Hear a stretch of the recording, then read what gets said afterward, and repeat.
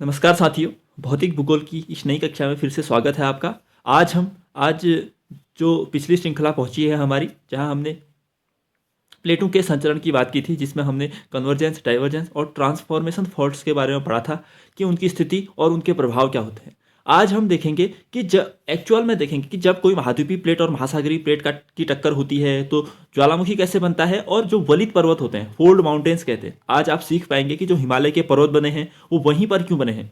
जो एंडीज पर्वत श्रृंखला बनी है, जो रॉकीज पर्वत हैं, एप्लेशियन पर्वत जो हमें दिखते हैं, ऊपर के जो जोलन, जूरा, ये सभी पर्वतमालाएं जो हमें दिखती हैं, ये इनकी स्थिति यहाँ पर होने का कारण क्या है, आप ये सीख पाएंगे। और किस प्रकार वलित पर्वत बनते हैं, कहाँ से भ्रंश घाटियाँ बनती हैं। जैसे हम पढ़ते हैं मध्य भारत में कि जो नर्मदा और तापी नदियाँ हैं वो भ्रंश घाटियों से होकर प्रवाहित होती। तो ये भ्रंश घाटियाँ होती क्या है और किस प्रकार के संतरण से बनती हैं, अभिसरण से बनती हैं या अपसरण से बनती हैं, ये सारी बातें आज हम सीखेंगे। फिर इसके बाद जो हमारा मुद्दा होगा, इसके अगली क्लास में हम ज्वालामुखी को सीखेंगे, उससे संबंधित स्थलाकृतियाँ, लेकोलिथ, लेपोलिथ, ये सभी बातें सीखेंगे। मतलब आगे हम जो भौतिक भूगोल को एक विस्तृत रूप से अच्छे से समझते हैं, मतलब क्योंकि फटाफट में मैं कराऊंगा अगर तेजी से तो वो केवल मतलब कई बातें मैं उसमें छोड़ते हुए भी ऐसा हो सकता है कि जितना तेज कराना पड़ेगा मैं उतना कम समझा पाऊंगा। इसलिए आराम से करते हैं, एक बार ऐसा करते हैं कि सब चीज़ फिर दोबारा हमें देखनी ना पड़े। इसलिए हम विस्तृत रूप से पढ़ेंगे इसे और समझते हुए पढ़ेंगे सारी चीज़ें, ठीक है। तो आज सबसे पहले, अगर आपने भौतिक भूगोल की पिछली कक्षाएं नहीं देखी हैं तो आपको जरूर से वो देखनी चाहिए, तभी आपको ये सभी भी समझ में आ पाएगा, ठीक है। तो देखिए, आज हम सीखने वाले हैं प्लेट संचलन।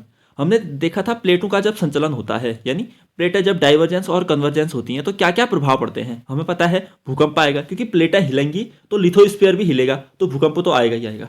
ज्वालामुखी भी आएगा, लेकिन ज्वालामुखी हर प्लेट संचलन से नहीं आएगा। अभी सिखाऊंगा मैं कि ज्वालामुखी उत्पन्न होने के लिए क्या जरूरी होता है, वो भी। और वलित पर्वत भी बनेंगे, लेकिन वलित पर्वत भी हर चीज से नहीं बनेंगे, वो भी अभी सीखेंगे। दरारें और भ्रंश बनेंगे, और गर्त और ट्रेंच बनेंगे। गर्त को ट्रेंच कहते हैं, और दरार और भ्रंश जो है, इन्हें जो मतलब बीच में फॉल्ट बन जाते हैं, वो है ये, ठीक है।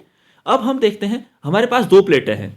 एक है हमारे पास महाद्वीपीय प्लेट, एक है महासागरीय प्लेट। अब इनके इंटरेक्शन कितने प्रकार से हो सकते हैं, सोचिए तो। एक तो महासागरीय और महासागरीय हो सकता है, एक महाद्वीपीय और महाद्वीपीय हो सकता है, और एक महाद्वीपीय और एक महासागरीय हो सकता है। इसके अलावा भी हो सकता है कुछ?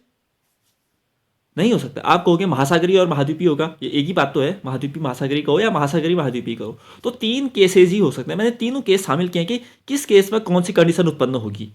पहले महाद्वीपीय और महासागरीय प्लेट के बारे में हम पढ़ेंगे कि जब एक प्लेट महाद्वीपीय हो और एक प्लेट महासागरीय हो और वो कन्वर्ज हो रही हो। कन्वर्ज तो अब समझ आता है ना अच्छे से। एक बार मैं आपको कन्वर्ज और वो समझाता हूं, ठीक है। देखिए, कल हमने सीखा था कि कन्वर्जेंस का मतलब क्या होता है, प्लेटों का पास आना।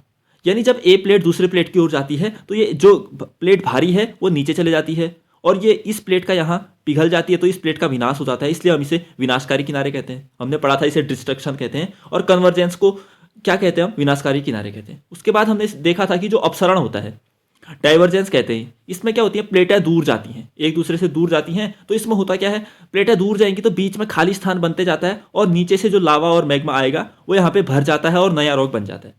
अपसरण में क्या होता है, प्लेटें दूर गई, बीच में खाली स्थान में मैग्मा भर गया तो नया रॉक बन गया। इसलिए हम इसे निर्माणकारी किनारे कहते हैं, कंस्ट्रक्शन कहते हैं।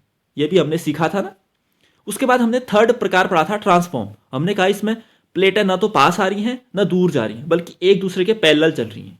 प्लेट ए प्लेट बी एक दूसरे के पैरेलल चल रही है। तो इसमें होता क्या है, कुछ बनता भी नहीं है, कुछ टूटता भी नहीं है। इसलिए हम इसे मतलब निर्माणकारी और विनाशकारी तो कहेंगे नहीं उसे, क्योंकि कुछ बन भी नहीं रहा है, कुछ टूट भी नहीं रहा है। इसलिए हम इसे संरक्षित किनारे कहते हैं। यानी इसमें जो प्लेटें हैं वो संरक्षित रहती हैं, न टूटती हैं न बनती हैं। अब ये मैंने आपको कल का रिवाइज कराया था। अब देखिए, इसको अगर हम पढ़ें तो अब यहाँ पर समझने की कोशिश कीजिएगा। ये हमने देखा कि जब महाद्वीपीय महासागरीय प्लेट का कन्वर्जेंस होती है, अब कन्वर्जेंस तो समझे। अब एक सी का मतलब है कॉन्टिनेंट, हाँ, यानी महाद्वीपीय प्लेट। ओ का मतलब है ओशियनिक, यानी महासागरीय प्लेट। अब हमें पता है भारी कौन सी प्लेट होती है, महासागरीय प्लेट भारी होती है। तो ये अब जब ये पास पास पास पास आएंगे तो एक बार बहुत ज़्यादा बल लग जाएगा, तो प्लेट ज़्यादा भारी होगी, वो नीचे चले जाएगी। तो जो भारी प्लेट है वो नीचे अभिसरित हो गई, यानी ओशियनिक प्लेट नीचे चली गई। अब हुआ क्या, यहाँ एस्थेनोस्फीयर में तापमान बहुत ज़्यादा था, ये पिघल गई, और अब ये मैग्मा बना। अब ये मैग्मा ऊपर को बल लगाएगा तो यहाँ पर क्या बनने लगेंगे, ये मैग्मा ऊपर आ जाएगा। ऊपर आ गया ना, तो ठीक है। अब होगा क्या, अगर अब देखिए, ज्वालामुखी तो आएगा ही आएगा, क्योंकि ओशियनिक प्लेट है तो वो नीचे जाएगी। अब देखिए, जब ओशियनिक प्लेट और कॉन्टिनेंट प्लेट है, अब देखिए जहां पर समुद्र और स्थल मिलते हैं वहां पे अवसाद होते हैं बहुत सारे, टिलाइट्स कहते हैं हम जिन्हें। जैसे जहां पर समुद्र मिलेगा वहां पे जो स्थल मंडल वाला भाग है, जमीन वाला भाग, वहां पे कुछ अवसाद, बालू, रेत, मिट्टी, ये सभी चीजें तो होती है ना, कण वगैरह। तो वो अब लगातार बल लग रहा है तो वो जाएंगे कहाँ, वो अवसाद ऊपर ऊपर ऊपर को उठते जाएंगे। जैसे ये है मेरे पास, अब अगर मैं इनको बल लगाते रहूंगा तो ये ऐसे ऐसे ऐसे ऊपर को उठते जाएंगे। साथ क्या होते हैं बाद में, फोल्ड माउंटेन की तरह बनने लगते हैं। जैसे देखिए ये अवसाद बहुत ज्यादा यहाँ पे इकट्ठा है, अगर मैं इसे यहाँ से भी दबाऊंगा, यहाँ से भी दबाऊंगा, तो ये क्या होते जाएंगे, ऊपर को उठते जाएंगे। इसीलिए ये कहते हैं हम इसे फोल्ड माउंटेन का बनना। जब लेकिन इसके लिए जरूरी क्या है कि अवसाद होने चाहिए। मतलब अब जब कॉन्टिनेंट और ओशियनिक प्लेट आपस में टकराती हैं तो कंक्लूजन देखिए क्या क्या चीजें होती हैं। भूकंप आएगा, हाँ भूकंप आएगा क्योंकि हलचल हो रही है, प्लेटें हिल रही हैं। ज्वालामुखी आएगा, हाँ ज्वालामुखी आएगा, क्यों, क्योंकि एक प्लेट नीचे जा रही है तो उस प्लेट का विनाश हो रहा है, तो मैग्मा पिघल के बाहर आ रहा है, ज्वालामुखी बनेगा। वलित पर्वत बनेंगे, फोल्ड माउंटेन्स कहते हैं हम जिसे, हाँ बनेंगे, क्यों, क्योंकि जो ये कॉन्टिनेंट की प्लेट है उसके वहां पे अवसाद थे, अब जब अपसरित होते तो अवसाद ऊपर उठ के क्या बनाएंगे, फोल्ड माउंटेन्स बनाएंगे। तो इतनी चीजें सीखी, अब आपको कंफर्म हो गया ना कि महासागरीय प्लेट और महाद्वीपीय प्लेट का जब अभिसरण होगा तो क्या क्या घटनाएं होंगी। देखिए वलित पर्वत बनते कैसे हैं, अवसादों पर दबाव लगता है बहुत ज्यादा तो वह ऊपर उठने लगते हैं फोल्ड के रूप में, इसलिए वलित पर्वतों का निर्माण होता है। अब कोई दिक्कत तो नहीं है। अभी हम सीखेंगे कि जो, अब देखिए अब मैं आपको यहाँ पे एग्जांपल देता हूँ। जैसे आपने नॉर्थ अमेरिका पढ़ा होगा, यहाँ पे एंडीज पर्वत श्रृंखला है ना, और यहाँ पे है प्रशांत महासागर। अब देखिए ये प्रशांत महासागर हो गई ओशियनिक प्लेट, और एंडीज पर्वत श्रृंखला यानी ये कॉन्टिनेंट वाली प्लेट हो गई। हुआ क्या, जब ये दोनों प्लेटें क्या हो रही हैं, अभिसरित हो रही है एक दूसरे की ओर, कन्वर्जेंस हो रहा है, तो ये प्लेट अभिसरित हो रही है, तो हुआ क्या, ये कॉन्टिनेंट के यहाँ पे अवसाद थे बहुत ज्यादा, जब अभिसरित हुई तो फोल्ड माउंटेन बनने लगे, इसलिए एंडीज पर्वतमाला बनी। एंडीज पर्वतमाला को हम फोल्ड माउंटेन्स कहते हैं। क्यों बनी वो, क्योंकि एक ओशियनिक प्लेट थी, एक कॉन्टिनेंट की प्लेट थी, आपस में टकराई तो बीच में बहुत सारे अवसाद थे, वो ऊपर उठे, इसलिए एंडीज पर्वतमाला बनी। आपको एग्जाम्पल मिल गया कॉन्टिनेंट और महासागरीय प्लेट की उदाहरण क्या है करके, एंडीज पर्वतमाला बनी है इस अनुरूप, ठीक है, लिख लेना आप एग्जाम्पल में, एंडीज पर्वतमाला का निर्माण। अब दूसरा जो हमारा मुद्दा है, दूसरी कंडीशन है महासागरीय और महासागरीय प्लेट। जब दोनों प्लेट महासागरीय हों और आपस में कन्वर्ज कर रही हों, यानी अभिसरित हो रही हों, तो फिर क्या होगा। अब देखिए ये भी ओशियनिक है, ये भी ओशियनिक प्लेट है, ठीक है। अब ओशियनिक प्लेट में से ऐसा होगा, एक ओशियनिक प्लेट ज़्यादा भारी होगी, तो जो ओशियनिक प्लेट ज़्यादा भारी होगी वो नीचे जाएगी, ठीक है। नीचे जाके क्या होगा, एस्थेनोस्फीयर में गई, तापमान बहुत ज़्यादा था वहाँ, पिघल के मैग्मा बना। अब ये मैग्मा बाहर की ओर बल लगाएगा तो क्या होगा, ज्वालामुखी निकल के आ जाएगा, ठीक है। लेकिन अब अंतर क्या है, क्या आपको ओशियनिक और ओशियनिक यानी बीच में कहीं पे अवसाद मिलेंगे। अवसाद कहाँ मिलते हैं, जो स्थल मंडल है उसके किनारे मिलेंगे, यानी जब कॉन्टिनेंट की प्लेट हो तब अवसाद मिलेंगे। लेकिन दोनों ओशियनिक प्लेट है तो यहाँ पे अवसाद होंगे, अवसाद नहीं होंगे। अब अगर अवसाद नहीं है तो बल लगेगा तो ऊपर को क्या उठेगा, कुछ नहीं, तो वलित पर्वत नहीं बनेंगे। यही तो सीखना है। जब ओशियनिक और ओशियनिक प्लेट हो तो भूकंप आएगा, हाँ भूकंप आएगा, हलचल होगी, ज्वालामुखी बनेगा, हाँ क्योंकि एक प्लेट नीचे जाएगी तो मैग्मा बन के ज्वालामुखी बनेगा। लेकिन वलित पर्वत बनेंगे क्या, नहीं बनेंगे वलित पर्वत। क्यों, क्योंकि अवसाद ही नहीं है। अवसाद ऊपर उठ के वलित पर्वत बनाते हैं। वलित पर्वतों के निर्माण के लिए अवसाद जरूरी होते हैं और बीच महासागर में हमें अवसाद नहीं मिलेंगे। इसीलिए जब महासागरीय प्लेट और महासागरीय प्लेट टकराएंगी तो क्या बनेंगे, भूकंप आएगा, ज्वालामुखी आएगा, वलित पर्वत नहीं बनेंगे। और जो अब देखिए ये समुद्र है, अब इसके ऊपर जो ज्वालामुखी ऊपर में, अब ये आते आते आते यहाँ पे दिख गया। अब ये ठंडा होके क्या दिखेगा फिर यहाँ पे, आइलैंड है जो उनका निर्माण होगा, आइलैंड का निर्माण होगा। आपको ये लिखना है, जब महासागरीय और महासागरीय प्लेट मिलेगी तो आइलैंड्स का निर्माण होगा, जो हम द्वीप टापू कहते हैं। जैसे अंडमान और निकोबार बने हैं वो इसी प्रकार ज्वालामुखी घटना से बने हैं, जब महासागरीय और महासागरीय प्लेट की टक्कर हुई थी, यानी टक्कर नहीं कहना है इसे कहना है अभिसरित हुई थी जब वो, ठीक है, ठीक हो गया। अब हम देखते हैं तीसरी कंडीशन। अब तीसरी कंडीशन क्या बची, महाद्वीपीय और महाद्वीपीय प्लेट। अब यही है फिर हिमालय के फॉर्मेशन के पीछे यही वाला कारक जिम्मेदार है, क्योंकि आपको हिमालय में कहीं सागर दिखता है, महासागर दिखता है, नहीं दिखता है, वहां दोनों प्लेटें महासागरीय हैं, तो वहां कैसे होता है देखिए। अब देखिए महाद्वीपीय और महाद्वीपीय प्लेट है, आपस में कन्वर्ज हो रही है, यानी अभिसरित हो रही है। तो देखिए इसमें क्या होगा, यह है कॉन्टिनेंट की प्लेट, यह है कॉन्टिनेंट की प्लेट, ये अभिसरित हो रही है। अब बताइए मुझे कि यहाँ पे अवसाद तो होंगे, क्योंकि दोनों महाद्वीपीय की प्लेट हैं, तो बालू, रेत, कंकड़, पत्थर, ये सभी चीज़ें वहाँ पर होंगे, बड़े बड़े पत्थर, ये सभी चीज़ें, ये अवसाद है तो यहाँ पर वो होंगे। लेकिन ये बताइए, कॉन्टिनेंट की प्लेट हल्की होती है या भारी होती है? हल्की होती है। तो होता ऐसा है कि दोनों जब कॉन्टिनेंट की प्लेट आपस में टकराती हैं तो कॉन्टिनेंट की प्लेट हल्की होती है, इसलिए कोई भी कॉन्टिनेंट की प्लेट नीचे जा ही नहीं पाती, यानी नीचे अभिसरित ही नहीं हो पाती। अब ये बल तो बहुत लग रहा है इन पर आपस में, लेकिन ये कोई भी प्लेट नीचे नहीं जा रही क्योंकि दोनों बहुत ज़्यादा हल्की हैं। अब अगर ये नीचे अभिसरित हो ही नहीं रही तो पिघलेगा क्या? अगर पिघलेगा नहीं तो ज्वालामुखी आएगा क्या? नहीं आएगा। यही सीखना है फिर। इसलिए हमें हिमालय की रेंज में ज्वालामुखी नहीं दिखते हैं, क्योंकि होता क्या है, कॉन्टिनेंट ये है एशियन, सॉरी ये भारतीय महाद्वीपीय की इंडियन ऑस्ट्रेलियन प्लेट है, इंडिया वाली, ऊपर से यूरोपीय प्लेट है, दोनों टकरा रहे हैं, लेकिन दोनों महाद्वीपीय प्लेट है, तो कोई भी प्लेट नीचे नहीं जा पा रही है। अगर नीचे ही नहीं जाएगी तो पिघलेगा क्या? कुछ नहीं पिघल पाएगा, इसीलिए ज्वालामुखी भी नहीं उत्पन्न होगा। अब आया कंक्लूजन, सीखिए फिर अच्छे से। जब कॉन्टिनेंट और कॉन्टिनेंट की प्लेट अभिसरित होती है तो भूकंप आएगा। क्यों? जहां पर भी प्लेटें हिल रही है, मतलब ऐसे हिलें वैसे हिलें कैसे भी हिलें, भूकंप तो आना ही है। वलित पर्वत बनेंगे, इसमें बनेंगे क्यों? क्योंकि अवसाद हैं हमारे पास, जो टीलाइट्स कहते हैं वो है हमारे पास, तो वलित पर्वत बनेंगे। ज्वालामुखी बनेंगे? नहीं बनेंगे। ज्वालामुखी बनने के लिए आवश्यक है कि एक प्लेट नीचे जाए, और नीचे वही प्लेट जाती है जो भारी होती है। यानी ज्वालामुखी हमेशा तभी बनेगा जब एक प्लेट ओशियनिक की होगी, जब एक प्लेट महासागरीय होगी, तभी ज्वालामुखी बनेगा। और वलित पर्वत कब बनेगा? जब अवसाद होंगे, और अवसाद कहाँ होते हैं? कॉन्टिनेंट में। यानी वलित पर्वत तब बनेंगे जब एक प्लेट महाद्वीपीय की होगी ही होगी। वलित पर्वत बनने के लिए महाद्वीपीय प्लेट होना आवश्यक है एक, और ज्वालामुखी बनने के लिए एक प्लेट ओशियनिक होना आवश्यक है। अब देखिए यहाँ पर क्या हो रहा है, प्लेट अभिसरित ही नहीं हो रही है, नीचे जा ही नहीं रही है, तो ज्वालामुखी नहीं बने। अब आपको पता चल गया होगा हिमालय क्या है, बन लगातार फोल्ड माउंटेन बने, लगातार बल लग रहा है, अवसाद और ऊपर ऊपर और ऊपर ऊपर और ऊपर ऊपर उठते जा रहे हैं। इसलिए जो माउंट एवरेस्ट है, हिमालय है, आजकल भी वो अपनी हाइट बना, उसकी हाइट बढ़ते जा रही है। ठीक है, ये क्यों हो रहा है? क्योंकि अभी भी लगातार प्लेटें गतिमान हैं, इंडियन प्लेट और जो यूरेशियन प्लेट है वो अभी भी टक्कर कर रही है। ठीक है, अभिसरित हो रही है।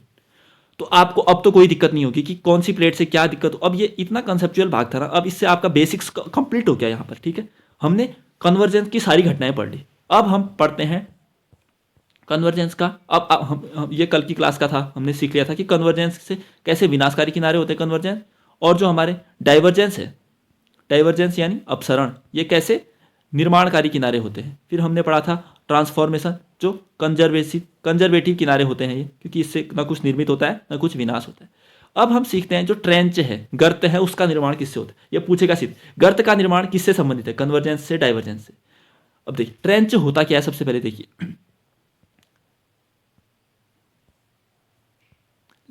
ट्रेंच की बात की जाए तो ट्रेंच को एक बार मैं आकृति से आपको समझा दूं। जैसे ये एक प्लेट है, ये एक प्लेट है, जब ये प्लेट नीचे जाती है ना, कोई प्लेट नीचे धंसती है ना, तो यहाँ पर एक गड्ढा जैसा बन जाता है, होल टाइप का बन जाता है। अब देखिए ये प्लेट है, ये प्लेट है, अब ये प्लेट यहाँ से यहाँ चले गई, यहाँ चले, तो इस बीच में जो ये वाला बीच है ना, ये इसे कहते हैं हम ट्रेंच। अब ये बनेगा कब? जब प्लेटें अभिसरित होंगी। अगर दूर जाएंगी तो ये होल थोड़ी बनेगा, वो तो भ्रंश दरार बनेगी। इसलिए आपको केवल सिंपल ये याद रखना है, समझ में आ गया तो ठीक, नहीं तो आपको याद रखना है ट्रेंच जो गर्त है उसका निर्माण होता है कन्वर्जेंस से। ट्रेंच शब्द पूछे कभी गर्त का निर्माण, तो वो आपको कन्वर्जेंस लगानी है जब प्लेटें टकराएंगी तब। ठीक हो गया, तो यहाँ पर हमारा कन्वर्जेंस होता है कंप्लीट। अब हम सीखेंगे डाइवर्जेंस। अपसरण से क्या क्या चीज़ें होती हैं। अब अपसरण मतलब प्लेटें अब दूर जाएंगी जब, तब क्या होगा?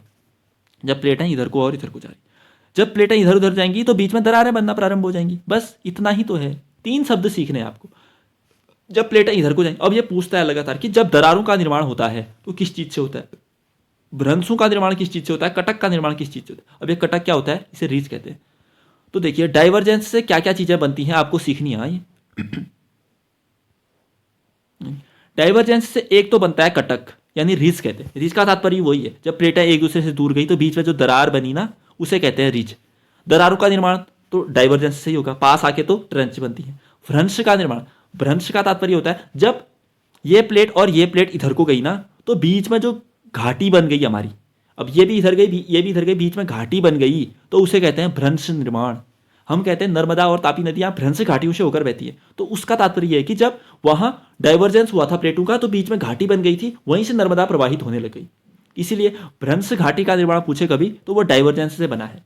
ब्लॉक पर्वतों का निर्माण, ब्लॉक पर्वत भी हुई जब 2 प्लेटें हैं, ये अब ये दूर गई तो बीच का स्थान नीचे चला गया, तो अब ये ऊपर, ये भी ऊपर दिखने लग गया ना हमें, तो इसे कहते हैं ब्लॉक पर्वत। देखिए ये सिंपल था, ऐसा था। अब ये बीच में से इधर ये आधा इधर गया, ये आधा इधर गया, तो हुआ क्या, या मैं आपको समझाता हूँ।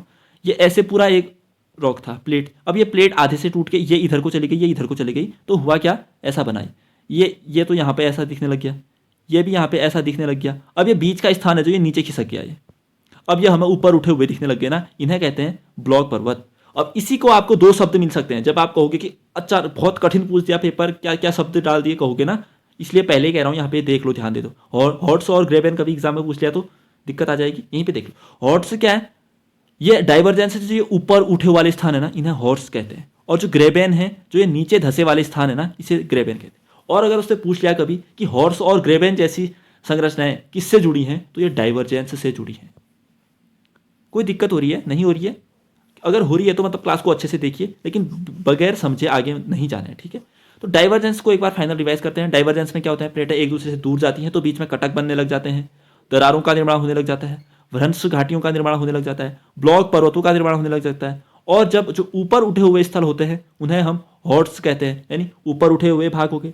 और जो नीचे धसे हुए भाग होते हैं उन्हें हम ग्रेबेन कहते हैं। तो डाइवर्जेंस और कन्वर्जेंस की घटना तो हमने पढ़ ली कि कौन सी चीज। अब आपको जो बेसिक्स वाला होता है भौतिक भूगोल का वो कंप्लीट हो गया होगा।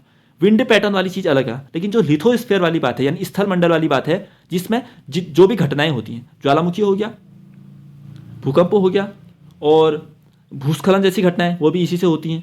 आपको जो भी स्थलाकृतियां बनी हैं वो वोल्केनिक एक्टिविटी से, या फिर कटक, दरार, भ्रंश, ब्लॉक पर्वत, ये सभी चीजें। अब आप इंडिया से कनेक्ट करके देखिए, अब आपको हिमालयन रेंज दिखेगी तो आप सोचेंगे कभी कि वहां आप एक फैक्ट पढ़ते हैं कि हिमालय में कभी भी ज्वालामुखी नहीं आता है। अब आपको पता है कि वहां ज्वालामुखी क्यों नहीं आता है। क्यों नहीं आता है? क्योंकि कोई भी प्लेट अभिसरित नहीं हो रही है, मैग्मा नहीं बन रहा है, इसलिए ज्वालामुखी नहीं आ रहा है।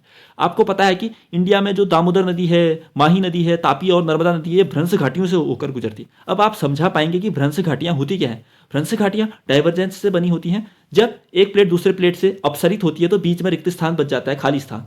वो क्या होता है, वहां पर नदियां प्रवाहित होने लग जाती है घाटियों से, तो उसे कहते हैं हम भ्रंश घाटियां कहते हैं। आप ब्लॉक माउंटेन्स पढ़ेंगे, अब कभी वहां पढ़ते हैं हम, जर्मनी में पढ़ते हैं हॉट्स पर्वत, ब्लैक फॉरेस्ट पर्वत। अब ये सभी जब हम मैपिंग करेंगे तब समझेंगे, तब आपको समझ आ जाएगा। एंडीज पर्वतमाला वलित पर्वतों का उदाहरण क्यों है पता है आपको? क्योंकि एक ओशियनिक प्लेट है, एक कॉन्टिनेंटल प्लेट है, तो अवसाद ऊपर उठ जाते हैं। आपको ये मैंने एक बात यहाँ पर लिख लीजिए कि अगर वलित पर्वतों का निर्माण होना है तो एक प्लेट कम से कम कॉन्टिनेंट की होनी ही चाहिए, क्योंकि अवसाद कॉन्टिनेंट में ही मिले। और अगर हमें ज्वालामुखी का निर्माण करना है तो एक प्लेट ओशियन की होनी ही चाहिए, क्योंकि ओशियन की प्लेट ही होगी वो जो नीचे जाएगी, अभिसरित होगी, तभी ज्वालामुखी बन पाएगा। ये दोनों बातें आप लिख लेना यहाँ पर। तो ठीक है, आज क्या क्या सीखा हमने? सबसे पहले हमने सीखा कि जो प्लेटों के संचलन से क्या क्या गतियां होती हैं, भूकंप, ज्वालामुखी, वलित पर्वत, दरार, भ्रंश, गर्त। अब आपको सब पता होगा कि गर्त किससे बनता है, दरार किससे बनती है। फिर हमने महाद्वीपीय प्लेट और महासागरीय प्लेट का अभिसरण देखा, उसकी सारी घटनाएं देखी। फिर हमने महासागरीय प्लेट और महासागरीय प्लेट का अभिसरण देखा, उसकी सारी घटनाएं देखी। फिर हमने महाद्वीपीय प्लेट और महाद्वीपीय प्लेट का अभिसरण देखा और उससे इंडिया के हिमालय पर्वत से कनेक्ट करके देखा, वो भी हमने सीख लिया था। फिर हमने ट्रेंच देखा, ये तो कल की था कि कन्वर्जेंस को विनाशकारी कहते हैं, डाइवर्जेंस को निर्माणकारी कहते हैं, और ट्रांसफॉर्म पर्वतों को संरक्षित किनारे कहते हैं। फिर हमने देखा जो ट्रेंच का निर्माण होता है वो कन्वर्जेंस से होता है। फिर हमने डाइवर्जेंस के सारे प्रभाव देखे और उसे इंडिया से कनेक्ट करके देखा कि कैसे यहाँ भ्रंश घाटियाँ बनी हैं। और सारी नदियों कुछ नदियों के नाम भी हैं जो भ्रंश घाटियों से गुजरते हैं, जैसे नर्मदा, तापी, माही और दामोदर नदी। ये सभी डाइवर्जेंस के ही प्रभावों से नदियों का प्रवाह पथ तैयार हुआ है। ठीक है, तो ठीक है, ये आज की क्लास थी। अब जो हमारी अगली क्लास होगी हम उसमें ज्वालामुखी को समझेंगे और उससे संबंधित सारी स्थलाकृतियाँ समझने की कोशिश करेंगे। तो ठीक है, आप अपने एंड से भी पूरा प्रयास करते रहिए। मैं नोट्स तो प्रोवाइड कर दूंगा, सारा समझा भी दूंगा, लेकिन आप अगर याद करने नहीं करेंगे, साथ साथ में लेकर चलना है। आज एक क्लास आती है तो आज ही इसे कंप्लीट कर लेना है, अगले के लिए बैकलॉग नहीं रखना है। ठीक है, इसीलिए आप हमारे साथ साथ चल पाएंगे। तो ठीक है, आज के लिए इतना ही रखते हैं, मिलते हैं अगली वीडियो में। तब तक के लिए धन्यवाद, नमस्कार।